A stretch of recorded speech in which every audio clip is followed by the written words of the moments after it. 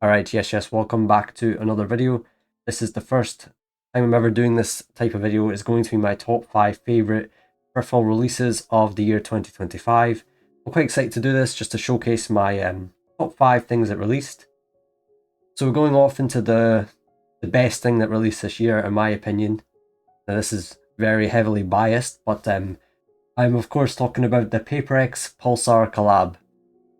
Now, when I initially saw this release teased online, I was incredibly excited. A lot of you, if you know me, I'm a big Tenta X fan, and I love Pulsar. So when I saw that they were collaborating this, I was like amazed. I could not believe it was actually happening. So I immediately, as soon as I could, bought everything that released. I got the X2, I got the sleeve, I got the pad, but they did release more. They released the X2 in the 2 shapes. I got the bigger size, but there is also the X2 Mini. I believe they might have also released an X2H. I'm not sure, but they definitely released the Crazy Light 2 and the Ergo model of the mouse 2. So there's lots of variations. And they also celebrate Tenta X winning Pacific. They released a Champs version, which I will show on screen, but I actually don't know if that's shipped yet. I don't know if anyone that's ordered that has it, so I'm not sure. But in the bundle as well, you also get the sleeve, and this became my main sleeve. I'd never tested a Pulsar sleeve before this. It looks so nice, simply because it's Tenta X, the colorway, the pattern, everything's amazing about the Tenta X branding, but then this sleeve also is very smooth. It fits nicely in my arm. It is a bit small, but it does, stretch a little bit. It's not too tight, and it feels nice.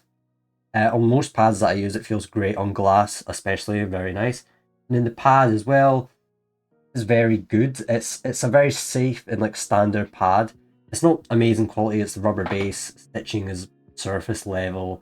It's quite thick and it's very controlled. But I'm not gonna. I had to buy the pad. Like I had to get it. It's a Pulsar Tenta X pad. It looks great. I had to get it. So this is my favorite release of the year.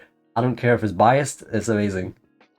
Okay, going into the second item on this list is going to be the Tenta X Acidity. This pad, oh my, where do I start with this pad? It's so special to me. Just look at it. It looks amazing. The color, the yellow just simply looks unreal. And the performance I got out with this pad this year was incredible. This pad, I got so many scores on this pad. I got Celestial Static on this pad, like, it's amazing. I love it for every category. This surface just feels unreal for me. Every category, tracking, static, dynamic, target switching, every game I played, this pad was so good for me. Overall quality was amazing. Now, honourable mention to Tenta X also, I do want to include the Oni's Oath. I think overall, the Oni's Oath package was better with the Vault X case, everything you got with it, but for pad, this is my favourite pad they released this year. It's incredible. What I would want to see from Tenta X is like maybe an updated version of just this pad. I know it'd be hard to do, and it's very niche. It's just because I love this surface so much. But if we were to get like an updated Acidity, with some like maybe a better base, better edges, rounder edges, maybe possibly a bigger size, that would be the main pad. I would never switch pad again, I can't lie. But I don't think that's gonna happen. This is like a very niche pad and it's so good, I love it. This is the second favorite.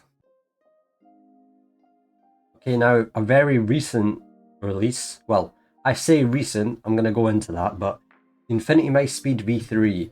A lot of you who know me know the Speed V2 was my favorite cloth pad for a very long time. I used that pad so much. It was my favorite cloth surface, and the Speed V3 is basically improved version of the Speed V2. I'm gonna make a full review on this after some more testing for a while, but I have some good things to say about this pad. I would go over my bit of impressions. The surface feels a bit different. It's a bit tighter.